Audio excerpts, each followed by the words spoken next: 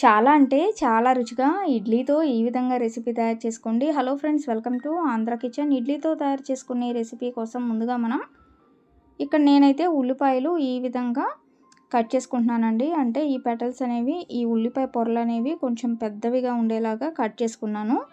ఇప్పుడు stove on చేసుకొని బాండీ పెట్టుకొని 1 స్పూన్ వరకు నూనె వేసుకోవాలండి. ఇప్పుడు ఇందులోకి 2.5 కప్పుల వరకు వాటర్ యాడ్ చేసుకోవాలి.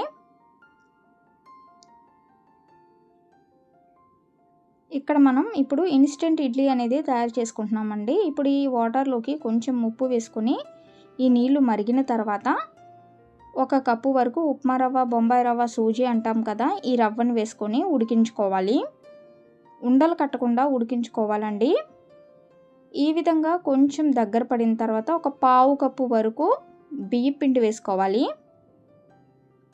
బియ్యం పిండి వేసుకోవడం ద్వారా చాలా సాఫ్ట్గా ఉంటాయండి. అంటే మనం మోమోస్ ఉంటాయి కదా, ఆ విధంగా ఉంటుంది టేస్ట్ అనేది, కొంచెం జెల్లీ జెల్లీలాగా. కాబట్టి ఈ విధంగా కొంచెం బియ్యం పిండి వేసుకొని బాగా కలుపుకోవాలి. బాగా లో ఫ్లేమ్లో పెట్టేసుకోండి, ఎందుకంటే మాడిపోతుంది. 1 అరకప్పు వరకు నాకు బియ్యం పిండి అనేది పట్టిందండి. 1 కప్పు రవ్వకి అరకప్పు బియ్యం పిండి పట్టింది. ఇక స్టవ్ ఆఫ్ చేసుకొని ప్లేట్లోకి తీసుకొని బాగా చల్లారనిచ్చుకోవాలి.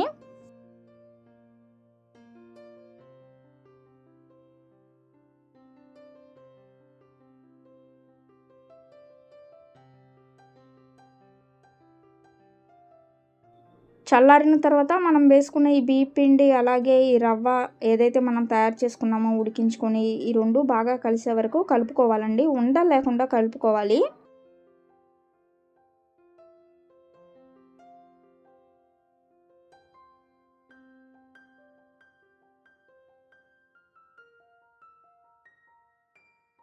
ఈ విధంగా పిండిని సాఫ్ట్గా కలుపుకున్న తర్వాత ఇప్పుడు చేతికి కొంచెం నూనె రాసుకోండి. నూనె రాసుకున్న తర్వాత కొంచెం కొంచెం పిండి తీసుకొని చిన్న చిన్న ఇడ్లీలాగా నొక్కుకోవాలి.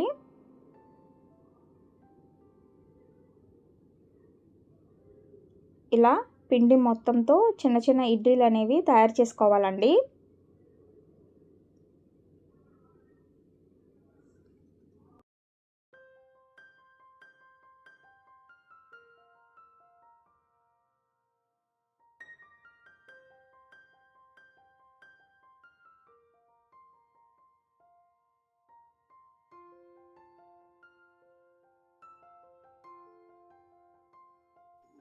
ఇలా అన్నిటినీ తయారు చేసుకొని ప్లేట్లో పెట్టేసుకున్న తర్వాత ఈ చిన్న ఇడ్లీల పైన కొంచెం బియ్యం పిండి అనేది చల్లుకుంటే మనకి ఇడ్లీలు అనేవి ఒకటికి ఒకటి అతుక్కొని ఉండదు. పైన కూడా కొంచెం సాఫ్ట్ టెక్స్చర్ అనేది వస్తుందండి. ఇప్పుడు ఇడ్లీ పాత్రలో నీళ్లు పోసుకొని మనం తయారు చేసుకున్న ఈ బొంబాయి రవ్వ అలాగే బియ్యం పిండి కలుపుకొని తయారు చేసుకున్న ఇడ్లీలని మళ్ళీ ఇడ్లీ పాత్రలో పెట్టుకొని ఒక 2-3 నిమిషాల పాటు ఉడికించుకుంటే మనం పొడి బియ్యం పిండి వేసుకున్నాం కదా, అది కూడా చక్కగా ఉడికిపోతుంది. చాలా సాఫ్ట్గా ఉంటాయి ఇడ్లీలు అనేవి. ఇప్పుడు వీటిని బయటకు తీసి పక్కన పెట్టేసుకొని ఇప్పుడు వేరొక గిన్నె తీసుకొని ఈ గిన్నెలోకి 1.5 చెంచా వరకు నేను గ్రీన్ చిల్లీ సాస్ వేసుకుంటున్నాను. ముందుగా గ్రీన్ చిల్లీ సాస్తో పాటు సోయా సాస్ వేసుకుంటున్నానండి. అలాగే వెనిగర్ యాడ్ చేసుకోండి. అలాగే టమాటా కచప్, 1/2 చెంచా కారం, కొంచెం గరం మసాలా అంటే 1/2 చెంచా గరం మసాలా వేసుకొని బాగా కలిపేసుకోవాలి. కలుపుకున్న తర్వాత పక్కన పెట్టేసుకోండి. ఇప్పుడు మళ్ళీ స్టవ్ ఆన్ చేసుకొని బాండీ పెట్టుకొని 2 చెంచాల వరకు నూనె వేసుకోవాలండి.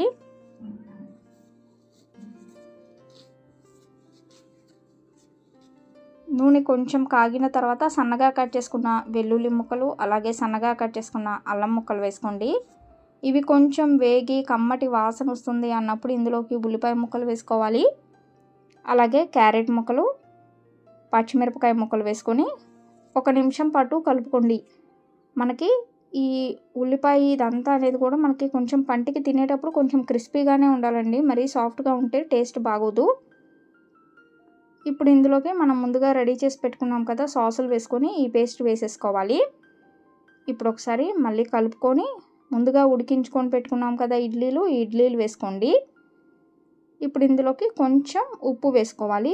చాలా తక్కువ ఉప్పు అండి, ఆల్రెడీ ఇడ్లీలోకి ఉప్పు వేసుకున్నాం. కొంచెం ఈ సాస్ కోసమే మనం ఉప్పు అనేది వేసుకుంటున్నాము.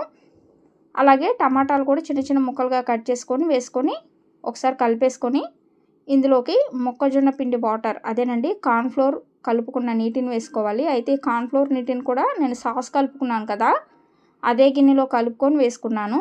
ఇప్పుడు ఇందులోకి మళ్ళీ కొంచెం వాటర్ యాడ్ చేసుకొని ఇలా 1 నిమిషం పాటు ఉడికించుకుంటే చాలు ఇడ్లీ 65 రెడీ అయిపోయినట్లే. సూపర్ అంటే సూపర్గా ఉంటుందండి. ఇది ఇన్స్టెంట్ ఇడ్లీతో తయారు చేసుకున్న ఇడ్లీ 65 చాలా సాఫ్ట్గా ఉంటుంది, జెల్లీగా, చాలా ఇష్టంగా తింటారు. ఇప్పుడు స్టవ్ ఆఫ్ చేసుకుని ప్లేట్లోకి తీసుకుందాము.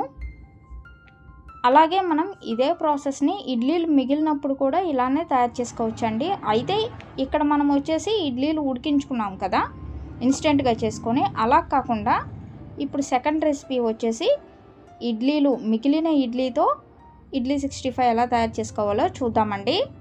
చాలా సాఫ్ట్గా ఉంటుంది, చూస్తున్నారు కదా. సాస్ అయితే సూపర్ ఉంటుందండి. ఇప్పుడు ఇడ్లీ మిగిలితే ఇడ్లీని ముక్కలుగా కట్ చేసుకొని ఇడ్లీ 65 ఎలా తయారు చేసుకోవాలో చూద్దాము. ఇలా ఇడ్లీలని ముక్కలుగా కట్ చేసుకొని డీప్ ఫ్రై చేసుకోవాలి. నూనెలో బాగా వేగితే మనకి మంచి కలర్ వస్తుందండి. అలాగే ఇడ్లీ అనేది క్రిస్పీగా ఉంటుంది, చాలా టేస్టీగా ఉంటుంది. ఉట్టి ఇడ్లీ ముక్కలే తినేయచ్చు, అంత టేస్టీగా ఉంటాయి. ఇలా అన్నిటినీ వేయించుకొని ప్లేట్లోకి తీసుకున్న తర్వాత ఇక్కడ నేను ఐరన్ తవా అనేది పెట్టుకున్నానండి. ఇందులోకి నూనె వేసుకొని యాజ్ ఇట్ ఈజ్ మనం ఇందాక చెప్పుకున్న ప్రాసెస్ లాగానే అల్లం ముక్కలు, వెల్లుల్లి ముక్కలు వేసుకొని వేయించుకోవాలి. వాటితో పాటు పచ్చిమిర్చి, కరివేపాకు ఇవి వేగిన తర్వాత ఉల్లిపాయ ముక్కలు వచ్చేసి ఇక్కడ నేను సన్నవి కట్ చేసుకున్నానండి. మన ఇష్టం, మనకి ఎలా అయితే కావాలో ఆ విధంగా కట్ చేసుకోవచ్చు. క్యాప్సికమ్ ముక్కలు, ఉల్లిపాయ క్యాప్సికమ్ ఎక్కువసేపు వేయించకూడదు, లైట్గానే వేయించుకోవాలి. ఇప్పుడు సాసులు వేసుకుంటున్నానండి. గ్రీన్ చిల్లీ సాస్, అలాగే ఇక్కడ నేను రెడ్ చిల్లీ సాస్ వేసుకున్నాను. 2 సాసులు వేసుకున్నాను. వాటితో పాటు టమాటా కచప్, కొంచెం మిరియాల పొడి, కొంచెం కారం వేసుకొని బాగా కలిపేసుకున్నానండి. ఈ విధంగా కలుపుకున్న తర్వాత మనం మొక్కజొన్న నీటిని వేసుకున్నాం కదా, ఆ నీళ్ళు కూడా వేసుకోవాలి. 1 స్పూన్ వరకు మొక్కజొన్న పిండిని నీటిలో కలుపుకొని వేసుకోవాలి, కొంచెం చిక్కగా రావడానికి. ఇప్పుడు వేయించుకున్న ఈ ఇడ్లీ ముక్కలు వేసుకొని ఒక 2 నిమిషాల పాటు చక్కగా ఇడ్లీ ముక్కలకి ఆ సాస్ అంతా పట్టేలాగా ఒక 2 నిమిషాల పాటు లో ఫ్లేమ్లో పెట్టుకొని ఉడికించుకోవాలండి. వీటికి కాంబినేషన్గా ఉల్లిపాయ ముక్కలు పెట్టుకొని టమాటా కచప్తో తీసుకుంటే సూపర్ అంటే సూపర్గా ఉంటుంది. మరి మీ అందరికీ మిగిలిన ఇడ్లీతో తయారు చేసుకున్న ఈ రెసిపీ వీడియో కనుక నచ్చినట్లయితే ఈ వీడియోని లైక్ చేయండి, షేర్ చేయండి. మరిన్ని వీడియోస్ కోసం మా ఛానల్ని సబ్స్క్రైబ్ చేయండి. Thank you for watching.